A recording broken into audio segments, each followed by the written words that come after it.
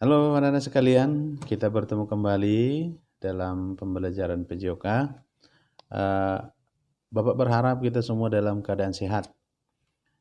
Kembali saya ingatkan, sebelum memulai atau mengikuti pembelajaran hari ini, jangan lupa menyerahkan diri kepada Tuhan dengan berdoa masing-masing di tempatmu, agar pembelajaran hari ini bisa kita laksanakan dengan baik dan kita selalu dalam lindungannya. Maka anak-anak sekalian, silakan lihat video berikut ini.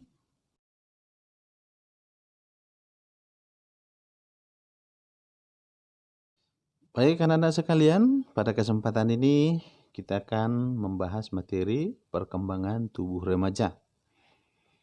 Tujuan pembelajaran dari materi ini adalah memahami dan memaparkan perkembangan tubuh remaja yang meliputi perubahan fisik sekunder dan mental. Perkembangan jasmani. Sejak lahir, jasmani seseorang terus tumbuh dan berkembang, baik dalam bentuk badan dan ukuran-ukuran badannya, maupun dalam daya kerjanya. Pertumbuhan dan perkembangan ini berjalan terus sampai seseorang menjadi dewasa, ialah pada umur sekitar 25 tahun. Akan tetapi, perkembangan jiwa seseorang, diantaranya perkembangan kecerdasan seseorang, tidak berhenti dalam umur 25 tahun. Sebab perkembangan jiwa atau kecerdasan seseorang mungkin masih dapat berlangsung terus sesuai dengan kemampuan masing-masing. Ada faktor-faktor yang mempengaruhi pertumbuhan jasmani dan kecerdasan, yaitu faktor keturunan. Biasanya ketika orang tuanya bertubuh tinggi, maka kemungkinan besar anak-anaknya juga akan bertumbuh tinggi. Ketika orang tuanya cerdas, maka anak-anaknya juga kemungkinan besar akan cerdas. Walaupun menurut hukum keturunan atau hukum genetika, tidak selalu dapat demikian halnya, atau tidak selalu sama halnya. Yang kedua, faktor pembawaan. Artinya, perkembangan seseorang sudah ditentukan pula oleh keadaannya selama di dalam kandungan. Misalnya, ada anak-anak yang lahir dengan kelainan-kelainan pada bagian tubuhnya, seperti busung kepala atau hydrocephalus, bibir sumbing, langit-langit yang terbelah, perkembangan jaringan otak yang tidak sempurna, dan macam-macam cacat jasmani lainnya. Yang ketiga, faktor luar. Faktor luar ini penting sekali diperhatikan. Sebab kalau sebagai akibat faktor keturunan dan faktor bawaan manusia tidak dapat berbuat banyak, maka manusia pada hakikatnya dapat mengendalikan faktor luar yang sangat mempengaruhi bagi perkembangan jasmaninya. Nah, apa-apa saja faktor luar yang perlu mendapatkan perhatian? Yang pertama adalah keadaan gizi. Kualitas gizi manusia sejak di dalam kandungan dan pada masa-masa pertumbuhan selanjutnya mempunyai pengaruh yang sangat besar terhadap perkembangan jasmani dan kecerdasan. Para ahli berpendapat bahwa kekurangan protein atau zat putih telur pada waktu anak-anak dapat mempengaruhi pertumbuhan kecerdasan. Yang kedua, gangguan kesehatan. Anak-anak yang sering sakit sudah barang tentu akan terganggu pula pertumbuhan badannya, lebih-lebih penyakit yang menahun. Yang ketiga, rangsangan. Dengan latihan-latihan jasmani atau berolahraga jasmani akan dirangsang untuk tumbuh menjadi lebih kuat dan sehat. Orang-orang yang kurang gerak jasmaninya akan menjadi lemah dan tidak tahan menghadapi serangan berbagai penyakit. Khususnya pada saat masa-masa ini, anak-anak sekalian, sangat dianjurkan kita banyak berolahraga supaya kekebalan tubuh kita tetap terjaga. Sehingga andaikan kita terpapar virus corona, maka sistem kekebalan tubuh kita mampu melawan. Mari kita lihat pertumbuhan perkembangan, kebutuhan serta faktor-faktor yang mempengaruhi anak usia sekolah. Pertumbuhan dan perkembangan anak usia sekolah dipengaruhi oleh interaksi dan keputusan-keputusan yang diambilnya setiap saat. sehingga merupakan suatu proses yang dinamis. Ada beberapa tahap tertentu di dalam proses pertumbuhan dan perkembangan ini. Tetapi setiap orang tumbuh dan berkembang dipengaruhi oleh faktor-faktor keturunan, lingkungan, dan pengalaman-pengalaman pribadi. Pada usia 6-14 tahun, perkembangan jasmani relatif lambat dibandingkan dengan perkembangan pada usia sebelumnya. Adanya pertumbuhan bola mata sehingga adanya kemungkinan terjadinya gangguan penglihatan pada masa ini. Kerangka tulang belakang serta ligamen masih lemah, sehingga perlu dijaga sikap duduk dan berdiri yang baik. Masa pubertas yang terjadi pada akhir masa ditandai dengan adanya pertumbuhan badan yang sangat cepat. Telah tampak tanda-tanda permulaan masa adolescensia atau masa remaja. Pada anak laki-laki, suara membesar.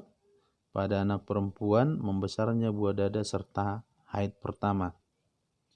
Perkembangan jasmani sangat dipengaruhi oleh lingkungan mental dan sosial. Yang kedua, perkembangan jiwa, emosi, sosial, dan intelek. Mulai belajar menghitung, membaca dan menulis, sudah mulai mengadakan konsepsi, simbolisasi, dan belajar mengadakan komunikasi. Dimulai suatu perkembangan kepribadian sosial dan mulai menyadari konsep-konsep hidup. Pada masa pubertas, energi meluap-luap dan hubungan dengan orang lain masih canggung. Nilai religi atau agama, etik, dan estetik belum mendalam. Nah, kebutuhannya apa?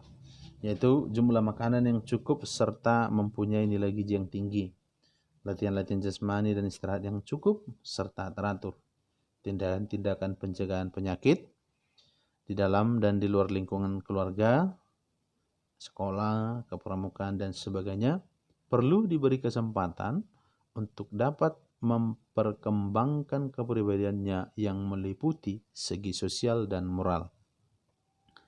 Nah, pada masa remaja, perkembangan jasmaninya bahwa fungsi organ-organ endokrin telah mencapai kesempurnaan.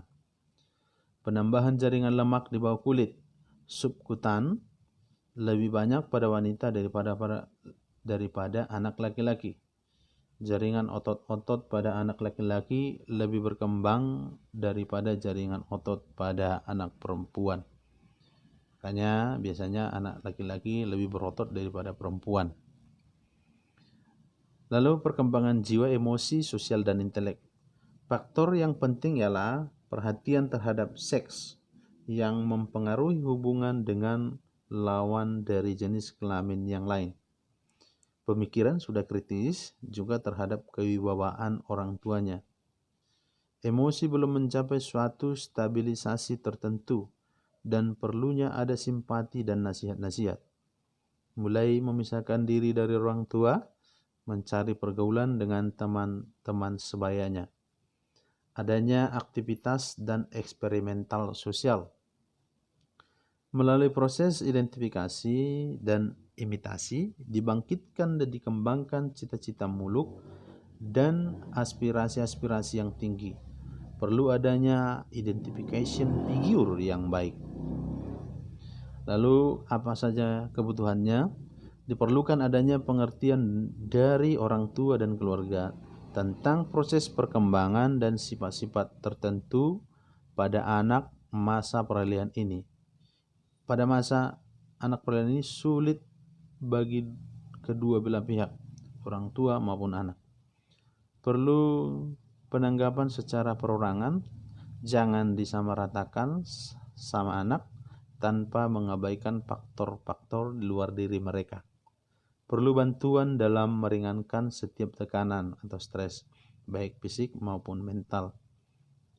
Diberikan pendidikan tentang kesehatan dan seks yang diatur dan diselenggarakan secara bijaksana, termasuk pengetahuan biologik dari fungsi alat kelamin. Nah, Ciri-ciri anak sehat dan tanda-tanda gangguan kesehatan. Ciri-ciri anak sehat tumbuh dengan baik dapat dilihat dari naiknya berat badan dan tinggi badan secara teratur dan proporsional. Yang kedua, tangkas, gesit dan gembira. Mata bersih dan bersinar. Nafsu makan baik, pencernaan baik, bibir dan lidah segar, pernapasan tidak berbau.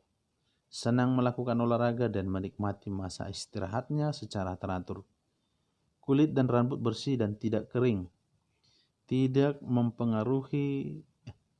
mempunyai perasaan tertekan dan mudah menyesuaikan diri dan dengan orang lain dan lingkungannya. Perkembangan jasmani dan rohani sesuai dengan tingkatan umur dan kelamin. Lalu yang kedua, tanda-tanda gangguan kesehatan. Keadaan umumnya, kesan umum jelek, sikap tubuh yang buruk, lekas lelah, sangat gemuk atau sangat kurus, kurang bersemangat atau lekas lelah, kebiasaan makan yang kurang baik, kesulitan dalam membaca dan mendengar, tidak melakukan kebiasaan-kebiasaan sehat. Nah, pada mata, sering mengerdipkan atau mengusap mata. Ini tanda-tanda gangguan kesehatan ya pada mata. Mata berair, banyak kotoran, peradangan mata, mata juling, dan mata melihat terlalu dekat atau terlalu jauh. Nah, ketika 5 poin ini sudah mulai ada tanda-tanda pada dirimu, maka anak-anak sekalian perlu waspada. Nah, yang berikutnya adalah tanda-tanda gangguan pada telinga. Biasanya berdengung-dengung, atau yang kedua sudah mulai pekak, pendengaran sudah mulai berkurang, berair atau bernanah. Yang keempat, sering merasakan sakit di telinga, bengkak di bawah telinga atau gondongan. Ketika 5 poin ini sudah ada dalam dirimu, perlu juga waspada. Begitu juga untuk hidung dan mulut. Ingus meleleh atau berdarah, sukar bernapas dari hidung, sering pilek, kerongkongan sakit, tonsil membesar, tidur dengan mulut terbuka, mulut berbau, gigi berlubang, gusi berdarah. Nah, untuk tanda-tanda gangguan pada tingkah laku, ya, sering gelisah, gerakan-gerakan tak terkendali, sering bertengkar atau tidak kooperatif, gangguan berbicara, sering ke kamar kecil, atau mencuri atau kleptomania. Berikutnya, sering tak masuk sekolah karena sering masuk angin, sering sakit kepala, sering sakit gigi, dan malas bersekolah. Nah, tanda-tanda kurang gizi. Timbangan berat badan terus menurun atau dalam jangka waktu tertentu tidak kunjung naik. Mata cekung, lingkaran biru sekitar mata kelopak atau selaput mata pucat, roman muka yang tegang dan lemah, otot lembek, lekas lelah, pucat, sikap badan yang buruk, pemarah, sikap masa bodoh atau apatis. Nah, pemampatan waktu luang untuk kesehatan, artinya waktu-waktu luang kita baiknya kita gunakan untuk kesehatan kita. Yang pertama, gerakan badan. Nah, ada pepatah dalam olahraga yang berbunyi mens sana in corpore sano, artinya di dalam tubuh yang sehat terdapat jiwa yang sehat. Salah satu cara untuk menunjang tercapainya pepatah tersebut adalah dengan berolahraga. Gerak badan yang tepat dan teratur sangat berguna untuk kesegaran jasmani dan kesehatan tubuh. Dampak berolahraga untuk tubuh antara lain yaitu otot-otot tubuh dengan baik dan serasi serta ada kelenturan yang baik. Pertumbuhan dan perkembangan bagian-bagian badan yang harmonis. Memperbaiki otot-otot usus sehingga peristaltik atau gerakan usus teratur dan baik, serta menghilangkan sembelit. Memperbaiki sirkulasi darah atau peredaran darah, pernapasan dalam dan cepat sehingga paru-paru jadi sehat dan dapat melakukan fungsinya dengan baik. Pembakaran hidrat arang dan lemak dengan baik sehingga nafsu makan baik dan pengeluaran kotoran sempurna. Sebagai variasi serta rekreasi yang akibatnya secara tidak langsung tercermin dalam air muka yang cerah dan banyak senyum. Yang kedua, memanfaatkan waktu luang untuk rekreasi. Rekreasi atau recreation berarti kesukaan atau kesenangan.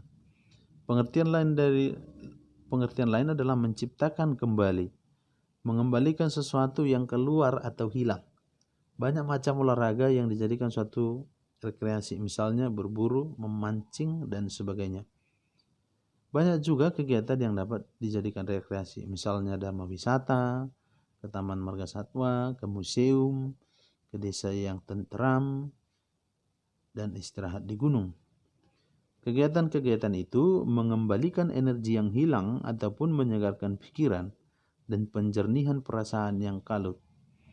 Hubungannya dengan kesehatan pribadi adalah mendapatkan kesegaran jasmani maupun kesehatan mental kembali, sehingga dapat mengerjakan pekerjaan atau tugas sehari-hari dengan tenaga baru dan pikiran yang jernih. Yang ketiga ialah istirahat. Istirahat tidak hanya mengurangi aktivitas otot, akan tetapi juga memperingan ketegangan pikiran dan menenteramkan rohani. Istirahat dapat dipenuhi dengan bermacam cara, misalnya mendengarkan radio, menonton televisi, mengobrol dengan teman, tidur-tiduran, melihat perlombaan, membaca buku bacaan, majalah, dan lain sebagainya. Pemanfaatan waktu luang untuk kesehatan guna istirahat bagi tubuh, ya. Guna dari istirahat untuk tubuh yaitu bisa melepaskan lelah, memberikan kesempatan pada tubuh untuk membentuk kekuatan baru, sebab waktu istirahat sel-sel dalam tubuh menghisap zat-zat makanan yang ada dalam darah untuk membina kekuatan kembali, menambah kesegaran dan kekuatan, memperpanjang umur sel-sel tubuh. Nah, waktu dan lamanya istirahat. Di antara jam kerja atau belajar pagi hari lebih kurang jam 10. Nah, waktu istirahat 10 sampai 15 menit. Makanya rata-rata sekolah membuat waktu istirahat sekitar jam 10 sampai jam 11 ya. Siang hari sebelum makan siang, waktu istirahat 15 sampai 20 menit. Sesudah makan, waktu istirahat 30 sampai 60 menit. Artinya sebelum makan baiknya istirahat 15 sampai 20 menit. Setelah makan istirahatlah 30 sampai 60 menit. Sore hari sebelum makan 60 menit, sesudah makan 60 menit. Malam hari sebelum tidur 60 menit.